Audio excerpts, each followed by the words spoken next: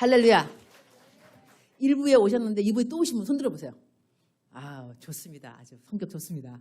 1부에 오시고 2부 또 오시고 정말 부흥회 같으네요. 왜냐하면 1부 부흥회, 2부 부흥회 설교가 틀리니까. 제가 이번에 4번째 온 것 같습니다. 제 기억이 맞다면 4번째.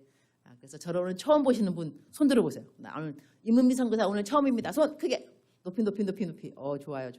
교회가 부흥된 겁니다.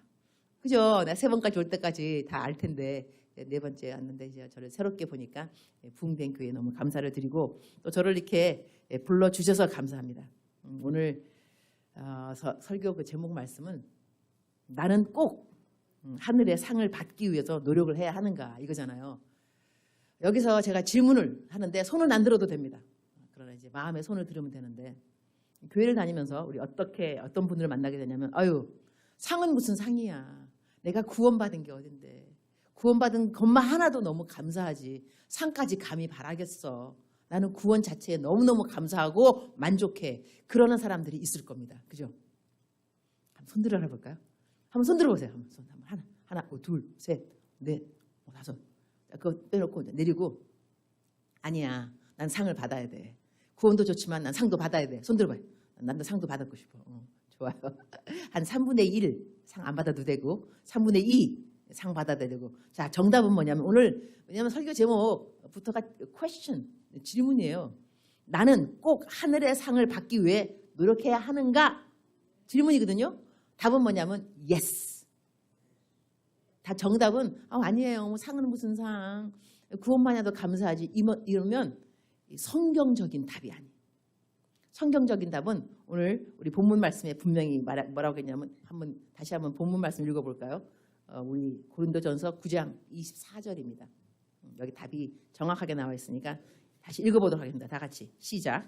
운동장에서 다름질하는 자들이 다 달릴지라도 오직 상을 받는 사람은 한 사람인 줄 너희가 알지 못하느냐. 너희도 상을 받도록 이와 같이 다름질하라. 그래서 그죠? 그러니까 성경은 뭐냐면 다름질하라. 운동장에서 쭉 줄을 서잖아요. 그죠? 다, 그러니까는 성경 그대로 풀이하면 운동장에서 다 달아나려고, 경주하려고 딱 준비하는데 요이 땅! 그러면 막 달려가잖아요. 이때 한 사람만 1등상이지, 그죠? 1등이 공동할 수는 있어요. 1등, 공동 1등상. 하지만 상을 받는 사람은 한 사람인 것처럼 그렇게 신앙생활에서 다름질을 하라입니다. 그러니까 내가 말을 할 때 나 교회에 나는 상 관심 없어. 관심 없고 그냥 구원 하나로 난 좋게. 이러는 사람은 성경적으로 이 태도가 옳지 않습니다. 오늘 고치셔야 합니다. 이유가 뭐냐면 내가 그냥 감사하다 차원에서 봉사하는 거 하고요. 상을 받아야 된다 하는 마음으로 봉사하는 거하고 차원이 틀립니다. 일단 치열해집니다. 상을 받으려고 하면 상을 안 받고 왜 우리 이렇게 게임할 때 돈 내기를 해야 게임이 재밌습니다. 그냥 뭐 게임 놀자고 재밌게 자고 그러면 게임에 이 승부욕이 없습니다. 승부욕이 없으면 게임이 재미가 없어요. 죽을 듯이 살 듯이 막 달려들어야 이게 재미가 있는 거예요. 그죠? 그러니까 신앙생활도 이거 상을 안 받으면 어때? 이미 구원 받았는데 족하지. 이렇게 신앙생활하게 되면요. 신앙생활이 치열하지는 않습니다. 왜냐하면 그냥 감사 차원에서 봉사도 가도 되고 안 가도 되고 주일날 가는 것도 오늘 너무 피곤해. 안 가도 되죠. 그러나 만약 그 교회에서 개근상이 있다 한다면 그리고 개근상 상금이 1년 말에 갖고 100만 원이라 한다면 그러면 나는 주일을 사수합니다. 상이 목적이라면 개근상 목적이라면 암만 추워도 간다니까요. 암만 더워도 그 주일은 갑니다. 왜냐하면 연말에 가서 시상식 때 나는 개근상이 그래도 매주 52주 다 왔다는 상을 받고 싶어. 이렇게 신앙생활을 성경에서는 원하는 성경에서 recommend 추천하는 신앙생활은요. 치열함이 있습니다. 상을 받기까지 내가 간절하게 뛰어야 된다. 그러면서 하는 말이 이렇게 상을 받으려고 하는 사람은 뭘 하느냐? 절제한다는 거예요. 우리 운동선수들 보세요. 운동선수들이 바로 다 내일 아주 체전 내지는 중요한 시험에 나간다면 그 전날 밤 술 마시러 갑니까? 안 갑니다. 몸 보호해야죠. 좋은 거 먹고 그다음에 아주 컨디션 최상으로 만들어 놓고 그 다음날 이렇게 체전 뛰잖아요. 마찬가지로 하늘나라의 상을 보고 뛰는 사람들은 상을 잘 받게 하는 컨디션이 되기 위해서 몸을 만든다는 거예요. 그 몸 만드는 중에 하나가 뭐겠어요? 기도생활 충실하게 하고 기본 끼니까. 그 다음에 성경 말씀 잘 읽고 기본 끼니까 전도하라는 거 전도하고 구제하라는 거 구제하고 하라는 경기의 원칙대로 뛰게 되어 있습니다. 그리고 경기의 원칙을 준수하려면 경기의 원칙이 뭔지는 또 알아야 될 거 아니에요. 그래야지 내가 시합을 암만 잘 뛰어도 경기의 규칙에 벗어나는 그 열심히 뛰어본들 너 그거 금 밟고 뛰었어. 네? 1등 아니야. 누가 금 밟으라 그랬어. 금 밟고 뛰면 안 되지. 금 안에서 뛰어야지. 그러면 1등으로 뛰어서 꼬린을 탁 하더라도 너 그거 안 돼. 그다음에 꼬린 할 때도 배가 닿아야 돼. 손이 닿으면 안 돼. 막 이랬는데 손 갖다가 탁 먼저 닿고 이러면 암만 열심히 뛴 거 같고 그다음에 남들이 보기에는 우승한 거 같아도 경기의 원칙에서는 벗어났잖아요. 그러니까 우리가 경기 원칙도 알아야 되죠. 경기 원칙대로 뛰어야 되죠. 최선을 다해야 되죠. 이 모든 것에는 이 지식도 필요합니다. 그래서 성경 공부도 하는 겁니다. 성경 공부를 해야 이 상을 받기 위해서 그 조건이 무엇인가를 알아보려면 성경대로 살아야 되니까. 그래서 성경 공부도 해야 되는 거고 교회에서 제자 훈련한다 그러면 가야 되는 거예요. 가서 또 열심히 참여하고. 오늘 이 배경을 좀 필요가 있는데 배경을 볼 필요가 이 바울 사도가 왜 이런 말을 했을까? 그리고 성경을 읽을 때는요. 맥락이 필요합니다. 맥락. 성경을 잘 해석하기 위해서는 앞에 부분에 뭐라 그랬지? 뒤에 부분은 뭐라 그랬지? 앞에 하고 뒤에 부분을 잘 맞춰서 중간도 해석을 해야 되는 거지. 내가 뽑고 싶으면 성경 말씀만 싹 뽑아가지고 이게 내가 오늘 하나님이 나한테 주시는 말씀이야. 근데 그 앞에 거 하고 뒤에 거 하고 전혀 상관이 없어요. 이럴 때 또 문제가 되기도 하고. 그래서 이단들이 누가 이단이냐면 이게 이단 한문으로 이단 달을 이자 꼬리단자. 앞에 머리는 똑같은 거예요. 꼬리가 틀려요. 그래서 이단이 됩니다. 그러니까 우리가 성경을 읽으면서도 내가 좋아하는 말씀만 싹싹 뽑아가지고 맞춰가면 이단성에 빠지기가 참 쉽습니다. 그래서 성경 공부하는 이유가 뭐냐면 성경의 맥락, 배경 찾아보고 사도 바울이 지었다 하면 바울 서신이 왜 바울 서신인가, 왜 적었는가 이런 배경도 돌아보는 이유가 뭐냐면 성경을 정확하게 성경적으로 해석하기 위해서 그러한 성경 공부도 필요한 것이거든요. 오늘 사도 바울이 왜 이 달리기에 대해서 말을 하고 상을 받아야 된다. 무슨 상을 왜 받아야 되는가? 상이라면 모든 것이 상인가? 그 맥락을 좀 짚어보려면 바울 사도가 왜 고린도전서 9장에 쭉 복음에 대해서 설명하는가를 좀 알 필요가 있습니다. 처음 설명은 자기가 해명하는 겁니다. 사도가 어떻게 해명하냐면 내 자리가 지금 어떤 자리냐면 이 바울 사도는요. 예수님 믿고 난 다음에 바울 서신이 뭐냐면 바울이 직접 적은 성경 그 책들을 바울 서신이라고 합니다. 그래서 바울 서신 가운데는 옥중 서신도 있습니다. 옥 안에서 썼던 것들. 근데 이때 이 바울 사도가 편지처럼 성경을 썼을 때 나이가 있어요. 나이. 좀 젊었을 때 좀 나이 들고 죽기 전에 서신을 다 따로따로 썼겠죠. 그 쓴 연도가 있으니까. 근데 바울 사도가 스스로를 자기 스스로를 이야기할 때 나는 사도 중에 가장 작은 자요라는 말이에요. 사도 중에. 그래서 사도의 신분, 사도의 자기 자격 이것을 피력하기 위해서 나는 사도다. 너희들이 나를 사도를 인정 안 한다 하더라도 나는 사도다. 왜 사도냐? 이러면서 사도에 대한 그 자기 인정받기 위해서 했던 그 말씀이 있는데 나는 사도 중에 가장 작은 자라고 했다가 좀 나이가 들었어요. 또 이제 또 성경 말씀을 쓰는데 그때는 자기를 어떻게 표현하냐면 나는 성도 중에 가장 작은 자라. 그러고 난 다음에 돌아가시기 전에 마지막쯤 돼갖고 서신에는 자기를 뭐라 하냐면 나는 죄인 중에 괴수라. 놀랍죠? 겸손의 단계가 있는 걸 볼 수 있습니다. 처음에는 사도 중에 제일 작은 자, 그 다음엔 성도 중에 제일 작은 자, 나중에는 죄인 중에 괴수. 아니 이분이 날이 가면 날이 갈수록 더 죄를 많이 지었겠어요? 그렇지 않습니다. 그러나 날이 가면 갈수록 죄에 대한 민감도가 올라갔겠죠. 그러니까 어느 날에는 죄인 중에 괴수다라는 이런 고백을 하는데 이 신앙생활을 오래 한다는 것은 그다음에 신앙생활의 성숙이라는 것은 겸손과 병행하게 돼 있습니다.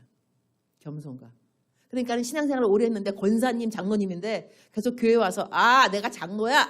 내가 권사인지 몰라? 우리 이럴 때 있잖아요. 권사님인데 집사님, 내가 왜 집사야? 권사지. 이렇게 말할 수 있어요. 저 옛날에 제가 전도도 하다가 목사 됐거든요. 목사님 좋더라고. 어디 가서 목사님 그러니까. 그런데 어디 갔는데 나보고 보통 여자분들이 목사가 별로 없잖아요. 그러니까는 전도사님인 줄 알고 나보고 전도사님 그러니까 내가 보면서 저 전도사 아닌데요, 저 목사인데요 이랬어요. 근데 집에 갔는데 나 되게 건방지다. 전도사랑 그냥 그러면 그냥 네 이렇게 하면 되지. 꼭 갖다 대고 난 목사예요. 뜻은 뭐냐면 난 높아요, 높아. 전도사보다는 그거하고 틀릴 바 별로 없어요.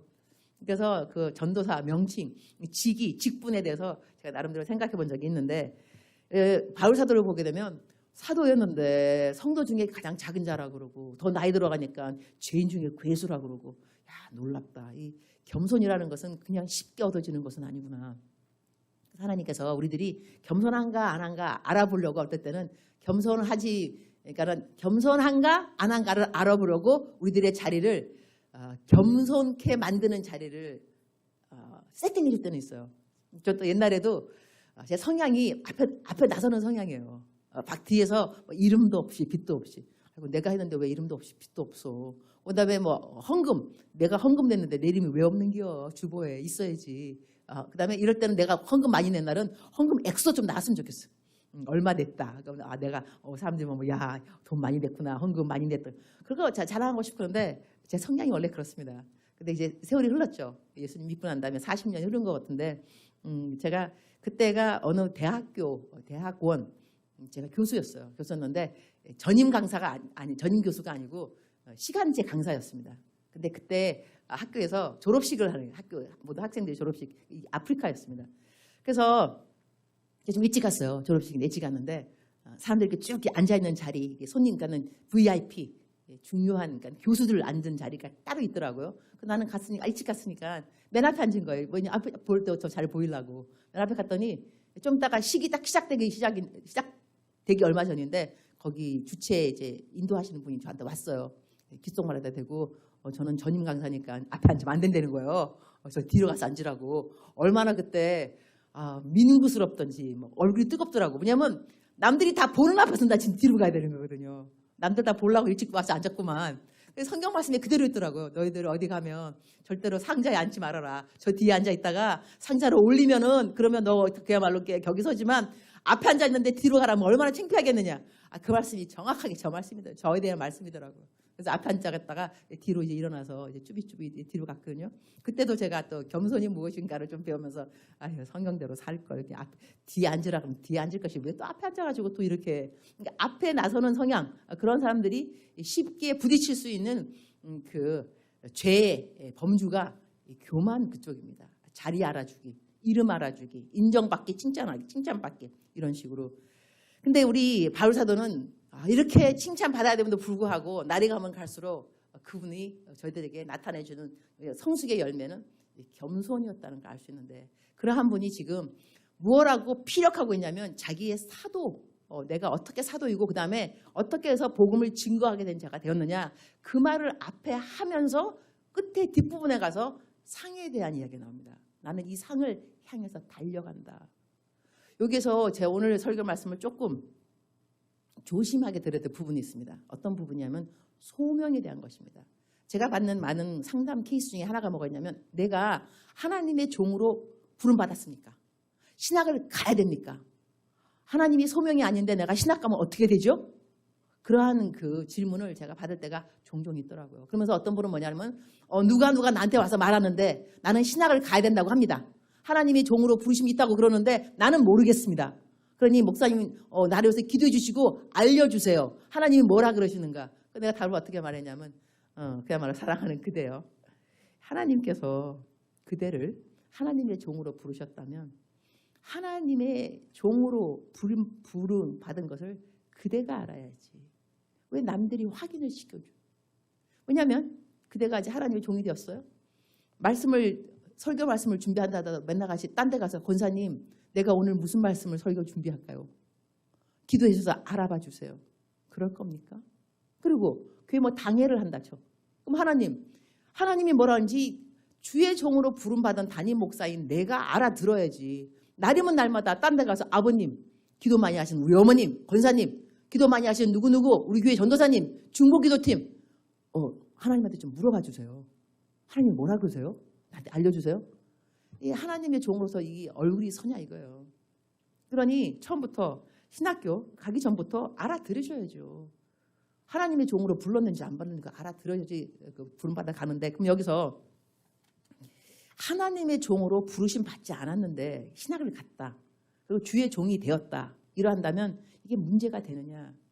이 부분이기 때문에 여러분이 지금 신학교가 지금 아닙니다. 신학교 학생들한테 이 강의할 만한 그건데요. 그럼에도 불구하고 참으로 많은 분들이 이 주의 종으로 부르심 받는 것과 복음을 증거하는 자의 그 신분으로 부르심 받는 것에 대해서 업자는 이 그 컨퓨전, 혼동도 있는 거 같고 나름대로 타협, 컴프로마이즈 있는 것 같더라고. 그래서 그것을 성경 말씀을 보면서 좀 찝어봤으면 좋겠다 그런 생각을 하게 되어서 오늘 이 말씀을 준비했는데, 일단 이 바울 사도가 뭐라고 말하는 거예요? 여러분이 성경책이 있다 한다면 오늘 그냥 그 고린도전서 9장을 쫙 제가 따라가면서 본문 말씀 1절 1절 하면서 설명을 할 건데요.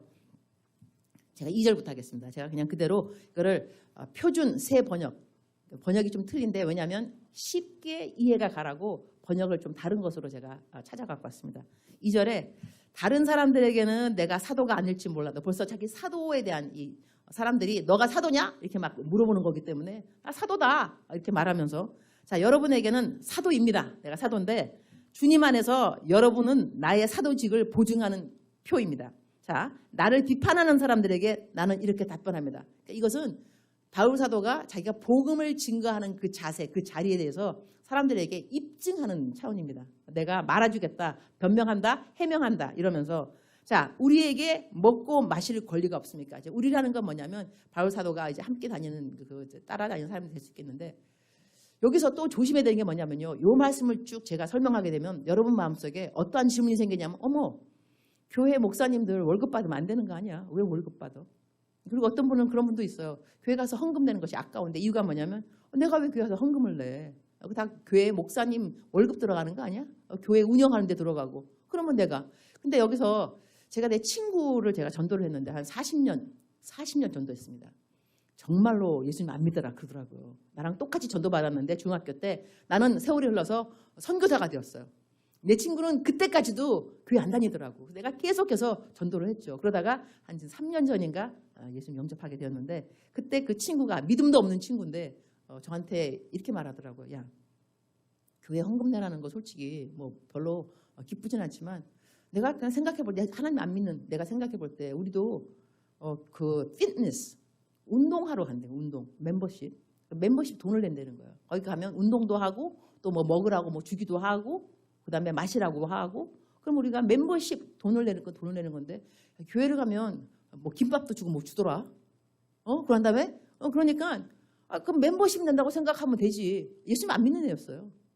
가끔 이제 교회 가게 되면 그러면서 그 헌금 그 내는 그 자체를 멤버십이라고 생각을 하더라고요. 그런데 교회 잘 다니시고 하나님 믿는 사람들인데도 교회 와서 헌금 내면서 시험 받는 거예요. 내가 헌금을 왜 내는가? 여기서 그래서 이 본 말씀을 보게 되면 그러니까 헌금 내면 안 되지, 이렇게 결론이 나올 수 있습니다. 그래서 조심하면서 성경의 맥락을 잘 짚어보면서 이걸 알았으면 좋겠습니다. 이제 이분이 말합니다. 나에게 먹고 마실 권리가 없냐? 뜻은 있다는 것입니다. 내가 복음을 증거하고 난 다음에 복음 때문에 강사비 받는 거, 월급 받는 거, 교회에서 사역비 받는 거, 교회 목사로서 담임 목사 그 있잖아요. 그저 매달 나가는 생활비 같은 거, 이거 받는 거 받아도 되느냐 안 받아도 되느냐?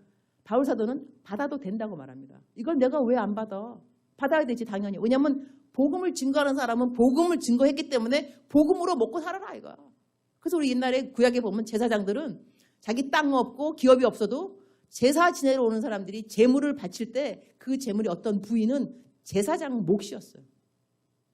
그러면은요, 제사를 많이 지내러 오면 그만큼 고기 덩어리가 많아지는 거예요. 그러니까 목회를 잘하게 되면 그 교회가 클 수밖에 없다니까.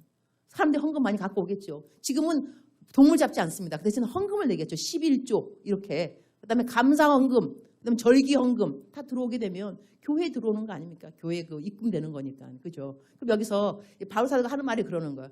내가 복음을 증거하면 당연히 복음을 증거했기 때문에 월급을 받아야 된다. 이거는 당연한 거다. 그래서 이게 6절에 보면 나와 바나바에게만은 노동하지 않을 권리가 없단 말입니까? 이제 말하는 거 정확하게. 다른 사도들 보니까 다 돈 받더라. 복음 증거하고 난 다음에 생활비 받더라. 나는 안 받잖아. 난 바나바 같이. 근데 바나바나 나나 권리가 없냐? 권리 있다. 우리도 똑같이 복음 증거하고 한 다음에 생활비 받을 권리가 있다. 그런데 그러면서 또 이제 또 이렇게 비유하기를 자기 비용으로 군에 복무하는 사람은 어디 있습니까? 말하는 거예요. 포도원을 만들고 열매 따먹지 않는 사람이 어디 있습니까? 양떼를 치고 그 젖을 짜먹지 않는 사람이 어디 있습니까? 그러니까 복음을 증거하고 한 다음에 내가 월급 받는 게 뭐가 틀리냐 이거예요. 그러면서 내가 인간의 관례만 따라 이런 말 하는 줄 아십니까? 그 제가 하는 말이 아니고요. 바울이 하는 말입니다. 성경 말씀에 있는. 성경 말씀에 바울이 스스로를 이렇게 말하는데 자, 율법에도 이런 말이 있지 않습니까? 모세의 율법에 기록되기를 타자기를 하는 소에게 망을 씌우지 마라 하였습니다. 하나님께서 소를 걱정하신 것입니까? 이렇게 말해요. 그러면서 자, 그렇지 않으면 우리 모두를 위하여 말씀하신 것입니까? 계속 바울이 말하는 겁니다. 피력하는 거죠. 우리를 위하여 하신 말씀입니다. 우리가 지금 누구냐면 바울 사도하고 바나바처럼 하나님의 말씀을 복음을 증거하러 돌아다니고 있는데 우리를 위한 말씀이다. 이게 그냥 남들에게 구약에 국한된 것이 아니라 그러면 밭을 가는 사람은 마땅히 희망을 가지고 밭을 갈고 타작을 하는 사람은 한 몫을 차지하리라 희망을 가지고 그 일을 합니다. 자, 우리가 여러분에게 영적인 것을 뿌렸으면 즉슨 설교를 했으면 내가 복음을 증거했으면 성경 말씀을 풀이를 해줘서 알려줬으면 그러면 여러분에게 물질적인 것을 거둔다고 해서 그것이 지나친 일이 되겠습니까? 바울 사도 멋있죠. 아주 대단해요. 그냥 까놓고요. 까놓기. 여러분 내가 설교했으면 돈 내야지. 나 영적인 거 먹였잖아. 육적인 거 나도 먹고 살아야지. 나한테 왜 나한테 헌금 안 줘? 이렇게 지금 말하고 있는 거예요. 말을 지금 고상하게 해서는 거지 저는 이게 적나라하게 말하지 그 말이 그 말 똑같은 말인 거예요. 내가 영적인 것으로 먹였으니 너는 나에게 육적인 것을 먹여. 나 목사 아니야. 너희들에게 영의 양식 내가 주잖아. 성경 말씀 준비해갖고. 그러면 당신들은 뭐 해야 돼? 나가서 일해가지고 11조 바쳐야지. 그럼 내가 그거 가지고 생활비 삼아야지. 이 말을 지금 바울 사도가 하고 있는 겁니다. 그러면서 이걸 담임 목사님은 이렇게 설교 못해요. 강사니까 할 수 있는 거예요. 할렐루야. 아멘. 그래서 다른 사람들은 여러분에게 이런 권리를 가졌거든. 하물며 우리는 더욱 바울 사도 남들 담임 목사들이 이렇게 강사비 저거 그거 받으면 돌아다니는 순회 설교자들은 더 받아야 돼. 이런 식이 지금요. 내가 강사비를 더 받아야 된다. 이렇게 말하면 또 이제 해석하면 안 돼. 알았죠? 그 말이 아니고 지금 그래서 뭐라 하냐면 그런데 그 다음 포인트를 잘 보셔야 돼요. 이렇게 right 내 권리다 이거 권리. 내가 영적인 것을 먹여주고 육적인 것은 나의 권리지만 그 권리를 포기한답니다. 와 이거 놀랍죠. 이 권리를 내가 포기하는 그런데 내가 이걸 포기하는 이유가 있다. 자, 성전에서 일하는 사람은 성전에 나는 것을 먹고 제단을 맡아보는 사람은 제단 재물을 나눠가는 것을 여러분 알지 못합니까? 이거 성경에 다 쓰여있습니다. 모르십니까? 이와 같이 주께서도 복음을 전하는 자들에게는 복음을 전하는 일로 살아가라고 지시하셨습니다. 그러니까 사실 이 풀타임 전임 목사님들은요. 세상 잡을 안 가는 것이 성경적입니다. 근데 왜 세상 잡을 가느냐? 지금 택배도 하시고 대리운전도 하시고 목사님들이 교회에서 생활비가 안 나오기 때문에 자식들은 학교를 가야 되고 먹고 살아야 되니까 주일날에는 설교하시고 주중에는 딴일 하시는 분들이 있습니다. 그러면서 근데 할 수 없는 것이 교인들이 그분의 생활을 책임 못 지니까 하지만 성경에는 뭐라고 하냐면 여러분은 제단 재물을 나눠 가진다는 건 재단 재물을 나눠 가졌는데 재단에 올라온 재물이 없으니 나눠 가질 것도 없잖아요. 그러니까는 목사님들이 택배하시고 딴 거 하신다니까요. 그런데 이 바울이 뭐냐면 그런데 나는 이런 권리를 조금도 쓰지 않았습니다. 돈 안 받았다는 거예요. 강사비 안 받았다는 거예요. 생활비 안 받았다는 거예요. 내가 담임 목사하면서. 그래서 여러분 이 설교 말씀을 제가 조심히 들으라는 것이 이러고 한 다음에 오늘 말씀 끝나고 한 다음에 목사님 강사비 이제 안 드리겠습니다. 우리 담임 목사님 알아서 하세요. 바울도 그러셨는데 목사님도 생활비 안 받으시고 한번 살아보세요. 이렇게 말하면 된다 안 된다? 안 된다. 그러면 설명하도록 하겠습니다. 자, 내가 복음을 전할지라도 그것이 나에게 자랑거리가 될 수 없습니다. 바로 그 전에 뭐냐면 이 15절인데요. 나에게 그렇게 해달라고 이 말을 쓰는 것이 아닙니다. 나에게 생활비를 많이 달라고 담임 목사이니 여러분이 11조 많이 내셔서 나를 잘 먹게 해주세요. 내가 영의 양식 잘 먹이고 있으니까 그런 말 하는 것이 아닙니다. 라고 합니다. 그러면서 그렇게 하느니 차라리 내가 죽는 편이 낫겠습니다. 내가 그 말 하려면 내가 죽어버리겠습니다. 말을 참, 이 바울사도가요, 말을 강하게 하시는 분입니다. 온유하게 하시는 분이 아니고 말을 세게 하시는 분인데, 아무도 나의 이 자랑거리를 헛되게 하지 못할 것입니다. 뜻은 뭐냐면, 내가 마땅히 받아야 되는 이 생활비라든가 복음을 증거하고 받아야 되는 사례비를 안 받는 그것이 이 사람에게는 자랑이라 이거예요. 나 안 받는다. 그래서 나의 자랑인데 이 자랑을 빼앗아 가지 말라. 나에게 줌으로 말미암아서. 제가 이게 개척교회, 이제는 우리 은빛교회가 개척교회가 아닐 수도 있는 것 같은데 모르겠어요. 개척교회를 정의를 어디까지가 개척교회인지 몇 년까지 해야 뭐 개척교회인지 잘 모르겠지만, 제가 개척교회를 다니면서 설교할 때 제 원칙 중에 하나가 뭐냐면, 사역의 원칙이 강사비를 받지 않는 것입니다.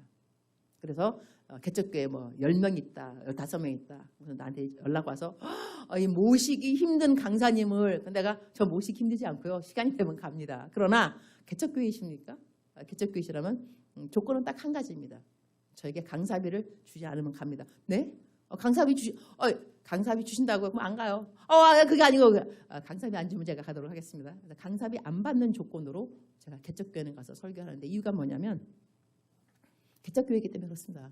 개척교회 무슨 돈이 있겠어요. 헌금도 별로 없을 것이고, 그다음에 강사 왔다고 헌금 주려면 그래도 얼마를 줘야 될 텐데, 근데 그것이 얼마나 부담되겠어요. 그러니까 주지 말라고. 근데 내가 주지 말라고 해서 아직 안 받게 되면 이것이 뭐가 되냐면 나의 자랑이 되는 겁니다. 내가 마땅히 강사비 받아야 되는데 복음 증거했으니까, 내 복음으로 살아야 되니까, 나 딴 직장 없으니까. 그런데 안 받았다. 받아야 되는데 마땅한데 안 받은 그것이 나에게는 자랑이 된다는 것이죠. 그래서 바울사도는 나 안 받는다. 그다음에 이 자랑 내가 끝까지 지키려고 내 목숨, 나한테 이거 내가 자랑 안 하고 강사비 받고 사례비 받으려면 내 목숨과 바꿔라. 내가 내 목숨을 내가 내어줄 줄 알도 내 죽는 편이 낫다. 이렇게 강하게 말하고, 그러면서, 그런데 내가 복음을 전할지라도 그것이 나에게 자랑거리가 될 수 없는 사람이 있습니다. 내가 복음을 증거하는데 자랑거리가 안 되는 사람이 누구냐면 사명 같은 사람입니다. 복음을 증거하라고 소명을 준 사람은 내가 사례비를 받지 않는다 할지라도 나 사례비 안 받았어. 이거 자랑이야. 말할 수 없는 것은 너는 벌써 복음을 증거하라고, 복음 증거하라고 목사, 전도사 소명을 줬으니 너는 안 받고 설교하고 난 다음에 나 안 받았어. 자랑하지 말아라. 너는 소명이니까. 그러면 그 다음 말이 또 나오면 재밌죠? 여러분 재미없습니까? 나만 재밌나요? 난 되게 재밌네요. 나는 그 드라마, 요즘 뜨는 드라마 있죠. 이상한 변호사 우영우. 이러면 아마 다 가랍니다. 이렇게 성경 말씀에 스가랴 뭐 몇 장이라는데 끄덕거리면 얼마나 좋겠어. 그죠? 다 알아서. 성경 말씀은 잘 몰라도 배우 이름 다 알고, 축구 선수 이름 다 알고, 그죠? 그래서 지금 요즘 뜨고 있는 드라마가 그거 같은데, 드라마를 보다가 왜 일어나오잖아요. 주말 드라마 특별히. 다음 주 이 시간에. 그때의 그 아련함. 다음 주 이 시간이라니. 궁금해지죠? 다음 주 이 시간. 저는 설교 말씀을 듣는 모든 분들이 설교 시간이 지금 벌써 이제 11시 46분이라 한다면 보통 12시에 끝나겠죠. 끝날 때쯤 돼갖고 안 되는데 이러면 얼마나 좋을까. 근데 성도님들은 계속 막 시계 봐. 언제 끝나는 거야. 시계는 내가 봐야죠. 그래서 정확하게 끝내야 되니까. 그런데 설교 막 하다가 막 하고 있는데 막 들으면서 다윗이 이러다가 아이고 시간이 다 됐네요. 그러면 성도님들이 목사님 이랬으면 참 좋을 것 같아. 그야말로 그럼 저는 이제 다음 주 이 시간에 다음 주에 봐요. 이러면은 다음 주가 막 기다려 사모네. 다음 주 주일날에 목사님이 지난주에 이어서 무슨 설교 하실까? 이랬으면 이러면 참 환상이다, 환상. 이러면 얼마나 좋을까 생각을 해보는데, 하여튼 오늘 지금 이 시간에는 바울 이야기를 지금 하고 있는 중입니다. 헌금 이야기와 함께 복음 증거하고 난 다음에 사례비를 받을 것이냐 말 것이냐, 누가 받을 것이냐, 누가 받지 말을 것이냐. 여러분 이런 설교 들어본 적 별로 없죠, 그죠? 저도 이런 설교 오늘 처음 해봅니다. 하지만 하나님께서 이제 이 말씀을, 이 중요한 포인트가 뭐냐면, 왜 상을 받아야 되는 걸 우리가 그야말로 치열하게 달려들어야 되는가. 상하고 이 복음하고 사례비하고 이게 다 무슨 연관이 있는 것인가. 이걸 한번 지금 성경적으로 맥락을 좀 짚어보는 중입니다. 그러면 여기 17절 굉장히 중요합니다. 소명 받았느냐 소명 안 받았느냐. 소명 안 받았는데 신학 갈 것이냐 말 것이냐, 내가 이것이 옳으냐 말하냐. 여기서 이 키포인트 답이 뭐가 나오냐면 내가 자진해서 일을 하면, 그러니까 복음을 증거하는데 자진해서, 이것이 하나님의 종이 되라는, 복음을 증거해야 된다는 소명감이 있던지 없던지 간에, 확인되었든지 안 되었든지 간에 나는 복음 전하는 게 좋다. 하여튼 그래서 이 소명, 내가 하나님이 나를 목사로 부르든지 안 부르든지 하여튼 신학을 가고 본다. 신학을 가서 공부를 좀 해야 되겠다. 복음을 잘 증거해야 되니까, 정확하게 성경적으로 말씀을 좀 풀어야 되니까 일단은 내가 신학을 간다. 그렇게 했다면 내가 자진하는 거죠. 하나님의 부르심에 대한 확신 아무것도 없으면서 일단은 자진을 하는 겁니다. 복음 때문에 내가 자진을 해서 일을 하면 삭을 받을 것입니다. 사례비를 받을 것입니다. 한편 내가 한 일에 대해서 복음을 증거해야 되는 것에 대해서 사례, 무슨 감사, 뭔가 나온다는 거예요. 내가 기대했던 기대치 무엇인가가 나온다는 것인데, 이제 그 다음을 읽어보면, 그러나 내가 마지 못해서 하면 직무를 따라한 것입니다. 이 말을 좀 잘 설명해 보도록 하겠습니다. 내가 전도를 할 때 전도가 하고 싶어요. 전도가 하고 싶어서 막 가서 전도를 하는데, 전도를 했다가 어떤 사람은 나한테 어머 전도하기 너무 수고한다 권사님 이러면서 전도 잘하라고 이 헌금 주는 분이 있다 없다? 있습니다. 저 같은 경우도 제가 전도 잘 못 나간다 하더라도 전도를 열심히 하는 누구 보면 기특하기 짝이 없어요. 그럼 내가 뭐 하냐면 이 기프트콘, 저 요즘 있잖아요. 케이크, 파리바게트 기프트콘. 케이크 하나 그거 비싸. 27,000원입니다. 제일 비싼 게. 그거를 사요. 쿠폰을 사서 열심히 전도하는 사람한테 보내줘요. 상으로. 아유 칭찬 케이크, 격려 케이크. 대단해. 전도 정말 잘하네요. 그럼 그분은 그거 갖다가 가서 파리바게트 가서 빵으로 바꿔. 빵. 이게 케이크니까 빵 바꿔가지고 1,000원, 2,000원 해가지고 또 전도 나갈 때 또 뿌려요. 노숙자들 주면서 전도. 오늘 방금 우리 목사님께서 우리 모두에게 이 결신자 기도를 시키셨잖아요. 주님, 내가 죄인입니다. 어디로 왔다 어디로 가는지 모르는 인생 살다가 오늘 내가 교회 왔는데 예수님 영접합니다. 내 마음에 들어오세요. 주님을 구세주로 영접합니다. 이제부터 하나님의 영광 위에 살아가겠습니다. 예수님 이름으로 기도합니다. 영접 기도이거든요. 영접 기도 시키는 건데, 제가 이 마스크 안에 그 결심문이 마스크 안에, 그러니까 마스크를 딱 받으면 지나가면서 전도용으로 마스크입니다. 요즘 마스크 안 받는 사람은 없습니다. 건빵 안 받는 사람은 많아도, 물티슈 안 받는 사람 많아도 전도할 때 이 마스크는 다 받습니다. 근데 마스크에 딱 쓰여 있기를 예수님 내 마음에 들어오세요. 나는 죄인입니다. 이 결심문이 적혀 있다는 것은 이 복음 자체거든요. 이 복음의 엑기스가 그겁니다. 예수님이 나를 위해 돌아가셨다. 난 믿는다. 내가 죄인이다. 예수님 위해서 살아가겠다. 이것이 간단한 복음의 엑기스잖아요. 그 엑기스 되는 결심문을 딱 붙여놓고 마스크를 쫙 나눠줄 때, 이제 이분 같은 경우는 내가 만약에 케이크를 보내주었다. 그러면 케이크 그 쿠폰 가지고 빵으로 다 바꿔가지고 밖에 나가서 빵 한 개씩 주면서, 또한 시장에 가서 노숙자들에게 마스크 줄 때 빵 한 개 주고, 그러면 사람들이 빵도 받고 마스크 받으면서 뭐라 하냐면 마스크 꼭 읽으세요. 딱 읽으면 예수님 내가 죄인입니다. 복음이 들어가 있으니까. 이런 분들 복음을 증거했기 때문에 사례를 받는다 안 받는다? 받습니다. 이런 방향으로. 또 받은 거 가지고 또 남들 나눠주니까. 그러니까 복음을 증거하는 자체가 공짜는 아니라는 겁니다. 복음을 증거하는 사람들에게 사람들이 뭘 줄 수 있는 거. 그리고 목사님들한테는, 저 같은 경우는 우리 어머니가 권사님이셨는데 돌아가셨어요. 하늘 올라가셨는데, 제가 이제 아프리카에 있으니까 저희 어머니께서 저를, 딸이지만 제가 주의 종이잖아. 딸이지만 나를 잘 섬기고 싶은데 내가 집에 없는 거예요. 내가 엄마랑 너무 멀어요. 우리 엄마는 뭐 하냐면 명절 때, 추석이나 뭐 설 이렇게 되면요, 알고 계시는 모든 목회자님들한테 과일 상자를 돌립니다. 돌려. 어떻게 나보, 야, 내가 이번에 20박스 돌렸다. 20박스. 이 박스 하나에 이렇게 비쌀 거라고, 과일 상자 하나씩에. 우리 어머니, 전 재미교포입니다. 미국에서 어머니께서 있으시다가 돌아가셨는데, 이 알고 있는 모든 목회자님들한테 다 섬기고, 또 아침 되면 젊으니까 또 김치를 잘 담그시는데, 김치 담가서, 또 미국이니까 김치가 얼마 또 귀하겠어, 그죠? 목회자님들 그 집, 아침에 새벽 예배 가면 목회자님들, 전도사님, 목사님 다 챙깁니다. 밑반찬. 그다음에 그래가지고 그 교회에서 들리는 말에 하면 우리 권사님, 임 권사님 김치 안 먹어본 사람 있어, 나와보라. 우리 엄마가 김치 하도 놀리시니까. 이럴 정도로 하시는 이유가 뭐냐면, 저한테 하시는 말씀, 나는 너를 챙겨주고 싶지만 친정 엄마로 너 옆에 내가 없다. 그래서 나는 뭐 하냐면 내 주위에 있는 모든 주의 종들을 다 섬긴다. 할 수 있는 최선을 다해서. 그러면 하나님이 그러한 나를 보시고 감동받으셔서 너를 챙겨주지 않을까. 그다음에 너의 주위에 있는 사람들이 너를 많이 챙겨주라고 나는 내 주위에 있는 사람들을 열심히 챙긴다. 제가 우리 어머니의 그 챙김이 그 덕을 제가 아프리카에 있지만요. 교포님들이 여기 한국 분들 계세요. 제가 뭐 김치 같은 거 잘 안 담그겠죠. 잘 담글지도 모르고. 이렇게 한국에서 제가 설교 같은 거 하고 집회하고 아프리카 돌아가죠. 돌아가는 그날 비행기 도착하는 그날 딱 집에 도착하면 벌써 우리 교포님들이 김치, 고기, 뭐 콩나물 내가 좋아하는 오뎅 이런 거 쫙 만들어서요. 과일 해갖고 저기에 딱 도착했어요. 그만 다음에 목사님 도착하셨죠? 아프리카 오셨죠? 거기 다 보내놨어요. 다들 교민들이 저희 집에서 멉니다. 1시간씩 떨어지고. 근데도 1시간씩 해갖고 운전수 거의 다 계시니까 운전수한테 보내가지고 제가 먹을 양식들. 제가 아프리카 살아도 한국 음식 지금까지 이렇게 부족한 적이 없는 것이 필요할 때 되면 꼭 교포님들이 연락을 하세요. 목사님 김치 떨어졌죠? 뭐 갖다 드릴까요? 아우 괜찮은 게 있어. 아이 갖다 드릴게요.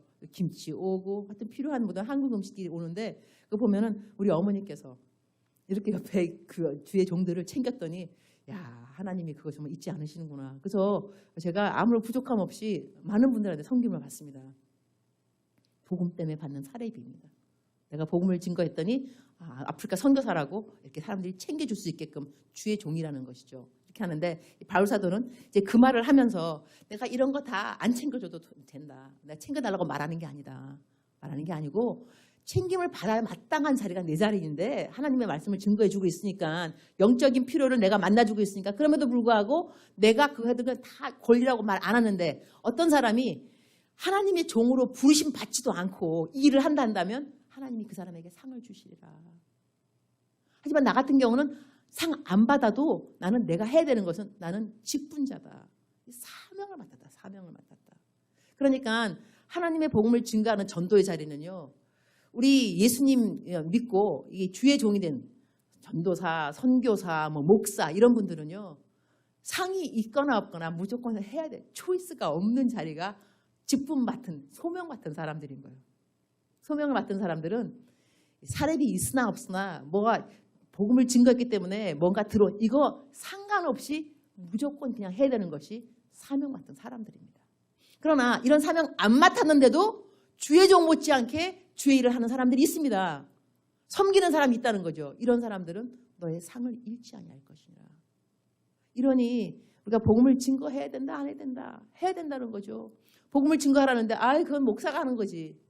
오케이 목사는 해야 되죠. 우리는 상이 있던지 없던지 직분자니까 소명 받았으니까. 그러나 소명을 안 받은 사람 내가 그 뭐 해? 왜 하냐고요? 소명을 안 받았으니 자진해서 하는 거 아닙니까? 자진해서 하는 사람들은 자진해서 이 일을 하면 상을 받을 것입니다. 상을 받는다는 것이죠.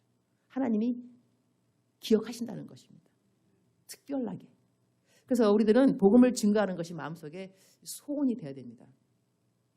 많은 분들은 이 전도하는 것을 어려워하는데요. 전도하는 것을 어려워하지 않아야 되는 이유가 뭐냐면 여러분의 사명이 전도입니다. 내가 구원받은 이유가 전도 때문이라는 걸 아셔야 됩니다. 기승전 복음 전파. 그러니까는 사명 맡은 사람은 한편 인생이 더 쉬운 게 뭐냐면요. 자꾸 안 물어봐도 돼요. 지금 내가 전도해야 됩니까? 말아야 됩니까? 내가 왜 해야 됩니까? 이렇게 안 물어봐도 우리는 무조건 해야 돼요. 때를 만나든지 안 만나든지 뭐 사례비가 들어오든지 안 들어오든지 우리는 무조건 해야 돼요. 그러니까 우리 인생이 얼마나 심플한지 몰라요. 복잡하지 않습니다. 너가 왜? 나는 소명이야 소명. 나는 해야 돼. 어쩔 수 해야 되는 거야. 얼마나 감사한지 모릅니다. 그러나 해도 되는 거 같고 안 해도 되는 거 내가 왜 해야 돼? 이런 분들은 오늘 성경 말씀에 왜 네가 자진해서 하면 너가 나 상을 받을 건데 너 상 받는다고 하나님 잊지 않는다고 이러면서 이제 18절에 나오기를 그러면 내가 받은 상은 무엇입니까? 내가 받을 상은 그것은 내가 복음을 전할 때 값 없이 복음을 전하고 복음을 전하는 데에 따르는 나의 권리를 이용하지 않는다는 그 사실입니다. 그러니까는 내가 소명받았기 때문에 열심히 복음을 증거하기 때문에 내가 마땅히 받아야 될 권리를 내가 포기한다면 다시 말하게 되면 우리가 복음을 증거하면서 손해보는 부분들이 있다 없다 있습니다. 나의 권리가 있는데 포기할 때 있습니다. 식당 갔는데 이 사람이 아주 까탈스러워. 이거 식당 주인이 마음에 안 들어. 그런데도 불구하고 우리가 참습니다. 왜냐하면 우리가 방금 교인들이 와서 식기도를 했거든요. 식기도를 했으니까 사람들이 식당 주인이 우리를 누구로 알겠어요? 아, 교회 다니는구나. 기도했으니까. 장로님 대표도 하시겠습니다. 오늘 이거를 준비한 누구누구를 축복하여 주시고, 기도도 또 길어요. 그죠? 기도 막 기도하면 옆에 그 서브 하시는 분들, 기도 되게 기네. 빨리 끝내지. 음식 식구만. 이럴 수도 있지만, 그럼 우리가 기도했기 때문에, 교회에서 온 교인들이구나. 이 단체 손님은. 그런데, 이거 먹으면서 까탈스럽게, 주인장 이리 와봐봐. 이거 뭐야, 이거. 이러면서 그러면, 저 까탈스러운 교인들, 우리 집에 좀 오지 말지. 딴 집 좀 가지. 그런 다음에 끝나고 난 다음에 팁도 안 줘. 그렇게 많은 사람들이 왔다가 좀 팁이나 좀 주면서 아유 수고했어 이러면 그분들 또 오기를 얼마나 바라겠어. 저 교인들은 또 왔으면 좋겠다. 맨날 같이 팁 풍성하게 주고 하니까. 자, 내가 교인이 아니었으면 까탈할 수 있는 모든 조건이 있으면 다 까탈하게 말합니다. 틀렸어. 머리카락이 왜 있어? 이건 왜 그래? 이 집 이 주인장 누구야? 와봐봐. 소리 빽빽 지를 수 있죠. 그러나 내가 교회 다닌다니까. 내가 참는 거죠. 하나님 얼굴에 먹칠하면 안 되니까 교인이 또 까탈스럽다 그러면 되나? 내가 좀 참지. 참을 때 이것이 이렇게 복음 때문에 권리를 포기하는 그 순간순간이 하나님 앞에 상으로 쌓이는 순간순간입니다. 이래서 예수님 믿는 사람들이 일반 상식에 탁월해야 됩니다. 남들 배려하는 거 할 줄 알아야 됩니다. 저는 KTX 타고 이제 왔다 갔다 하면서 설교를 하는 편인데요. 지방에 내려갈 때는 어저께인가 어디 나주 갔다 오는 길이었어요. 가는 길인가. 하여튼 근데 내 앞에 앉아 계신 분이 예수님 믿는 것 같아요. 왜냐하면 이거 하면서 성경 통독 딱 들리는 게 이사야 몇 장 말씀, 이거 성경 말씀이잖아요. 그런데 차 안에서 크게 틀으면 된다 안 된다. 기차 안에서 이걸 크게 들어. 혼자 들어야지. 그다음에 대화를 하려면 복도에 나가서 하셔야지. 붙잡고 그래서 참 이분을 정말 교회 권사님이신지 집사님이신지 내가 말해주고 싶더라고. 통로 나가서 하셔 집사님. 일반 상식이 아닙니까? 그러니까 예수님 잘 믿는 사람들은 일반 상식을 잘 지켜야 됩니다. 다른 것이 복음이 아니라 일반 상식 잘 지켜라가 복음이 되는 이유 중에 하나가 뭐냐면 내가 마땅히 해야 되는 그 권리 그런 것들도 까탈스러울 수 있는 그 부분들도 참고 절제하고 양보하는 이유는 뭐냐면 복음 때문에 내가 포기하는 권리들이라는 것이죠. 또 복음 때문에 마땅히 지켜야 되는 일반 상식을 더 잘 지키려고 하고 복음 때문에 내가 언제 그분한테 설교할 줄 알고 그러니까 어떨 때는 저도 어디 가다가 좀 화가 나고 뭐라고 좀 하고 싶을 때도 혹시 알아? 내가 내려서 설교하러 가는데 그 교회 교인일지. 근데 내가 뭐라 말하 그랬는데 딱 서고 사랑하는 여러분 어머 목사였어? 이러면 시험 받잖아요. 그러니까 그거 생각 미리 하면 좀 절제하는 거야. 혹시 또 몰라. 이 교인이면 어떡해. 이런 식으로. 이것이 왜 하느냐? 복음 때문입니다. 복음을 내가 증거할 때 혹시라도 장애물이 될까 봐. 이러한 나의 권리를 포기하는 그 순간순간을 하나님께서는 귀히 보신다는 것이죠. 그러면서 내려가서 이렇게 내가 그러면서 계속해서 이제 바로 얘기하기를 내가 왜 믿음이 없는 사람한테는 믿음이 없는 사람처럼 그러는지 아니?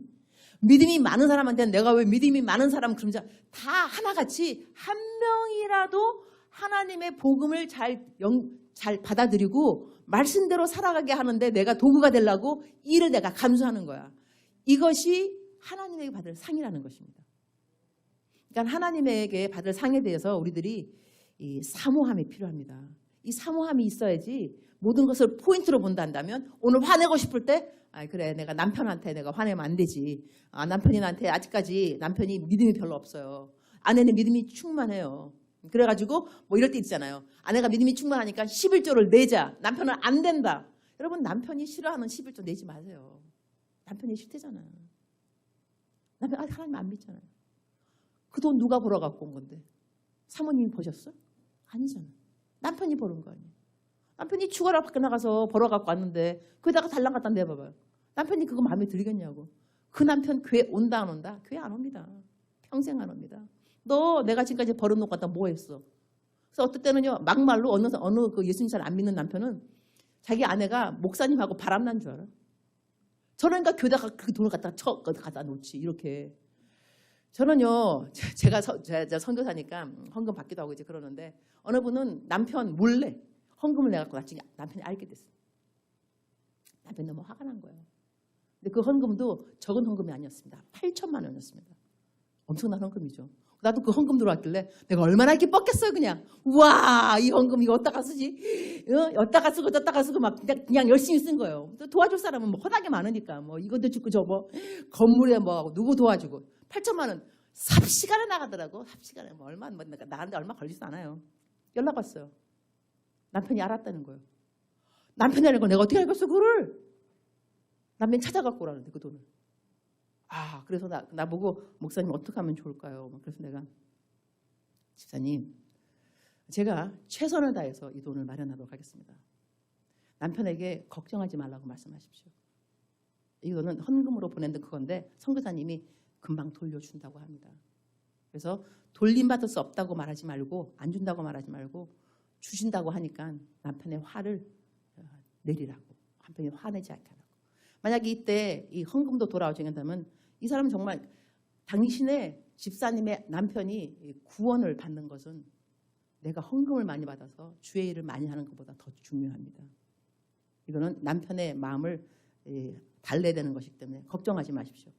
하지만 우리 기도합시다. 기도해서 남편의 마음이 바뀌도록. 이게 헌금이었으니까 괜찮다라고. 그래서 말미를 남편이 뭐 3일인가 뭐 어떻게 갔는데 그때까지 남편이 마음 안 바뀌었대요. 그래서 내가 걱정하지 말아라. 제가 그래가지고 그 8천만 원을 마련하니라고요.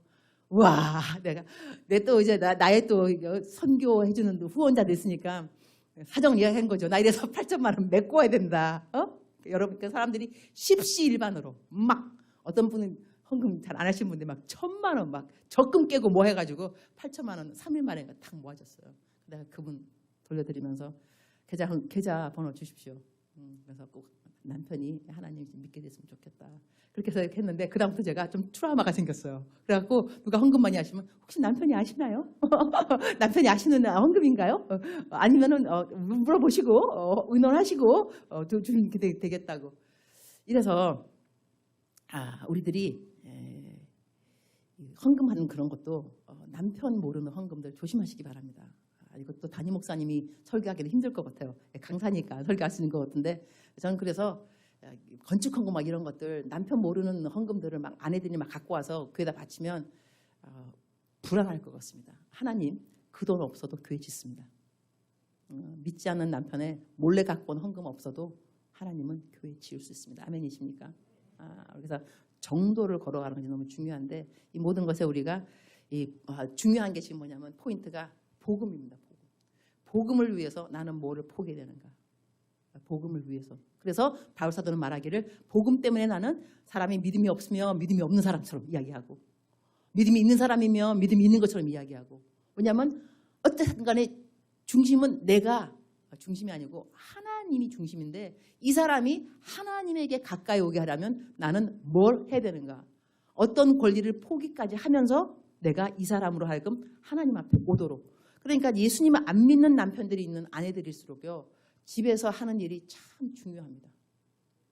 특히 남편이 벌어갖고는 돈을 어떻게 남편하고 이야기하고 이해를 시키는가도 정말 중요하다는 거 아셔야 됩니다. 그렇게 해서 여러분이 11조 안 갖고 온다 해서 담임 목사님이 믿음이 없다고 말하지 않습니다. 배려가 깊다고 말하겠죠. 좀 참으시면 그러면 그런 남편들요. 꼭 주님 앞에 옵니다. 왜냐하면 아내가 남편을 그렇게 소중히 여겼기 때문에 그렇습니다. 존중하고 평상시에 예수님도 안 믿는데도 불구하고 존중해주고 그러면은 결국은 내가 왜 존중해줘요? 복음 때문에 존중해. 복음 때문에. 예수님 믿게 되라고 내가 다 포기하는 거 아니겠습니까? 나의 믿음조차도 남편한테 주장하지 않는 이유가 뭐냐면 나는 이미 믿음이 있으니까 나는 구원 받았다 이거예요. 하지만 내 남편, 내 아내 아니면 내 아들, 딸들은 안 믿잖아 아직까지. 그럼 내가 어떤 권리를 포기해야 되냐 이거죠. 여기서 바울 사도가 하는 그 말이 뭐냐면 나는 이래서 이렇게 포기하고 권리조차도 내가 받을 사례비조차도 다 포기하는 이유가 뭐냐면 권리 중에 하나인데 이유는 한 가지. 달리기 할 때 모든 사람이 달리기 나갈지라도 상 받는 사람이 하나다. 나는 그 상을 위해서 뛴다. 그럼 이 전체의 맥락의 주제가 뭐가 되냐면 여러분 열심히 사십시오. 예수님을 위해 사십시오. 복음을 위해 사십시오. 복음을 위해 뛰어야 됩니다. 그러나 이 복음을 위해서 뛸 때 그 과정에서 버려야 할 권리가 있을 것입니다. 포기해야 될 당신의 이익이 있을 것입니다. 그러나 포기하신다 할지라도 그것이 권리든지 이익이든지 간에 어쩌면 관계든지 간에 어쩌면 내 건강이든지 간에 그렇게 여러분이 하시게 되면 여러분 그 상을 잃지 않게 됩니다. 그 상을 바라보고 가는 여러분들은 여러분의 삶에 절제가 필요한 부분은 절제를 하게 될 겁니다. 왜냐하면 상 때문에. 그러니 상을 염두에 두고 살아가는 것은 여러분이 꼭 가져야 되는 신앙의 자세라는 것입니다. 하나님 앞에 올라가면 우리가 많은 성과를 얻은 것도 하나님한테 내가 이렇게 뭐뭐 했습니다. 중요하겠지만 여러분의 태도는 더 중요하다는 걸 아셔야 됩니다. 아마 포인트를 준다 한다면 하나님께서 이거 포인트 10점, 이거 포인트 10점 이런다면 여러분이 뭐 성취, 명예, 내가 하나님을 영광을 위해서 뭐 이루어드린 뭔가 하나님 나 이렇게 박사가 됐어요. 나 의사예요. 뭐 총장이에요. 대통령이에요. 하나님 영광 올려드렸죠. 자 포인트 100점 이렇게 할 수 있겠지만 어려운 상황에서 복음 때문에 무엇을 포기했을 때, 권리를 포기했을 때, 이익을 포기했을 때 아마 그 포인트는 100점이 아니라 1000점 만점이 될 수 있습니다. 태도 퀸, 태도 킹. 하나님이 무엇을 보는가? 하나님의 기준, 하나님이 포인트 주는 이 점수를 주는 그 크라이테리아, 기준이 무엇인가를 아는 것이 우리들의 지혜라고 하겠습니다. 그러니까 성경 말씀에 있는 그대로 오늘 성경 말씀은 복음에 대해서 쭉 이야기하면서 여러분이 복음 때문에 무엇을 잃어버린다 한다면 절대로 실망하지 말라는 것. 하지만 다 잃거나 멀거나 이거를 다 제껴버리고 무조건 복음을 해야 될, 복음을 증거될 사람들은 소명자들이라는 거. 그러니까 소명을 안 받아도 여러분은 복음을 위해서 뛰셔야만 합니다. 한나라의 상을 위해서 상이 기다리고 있으니까 기도하도록 하겠습니다.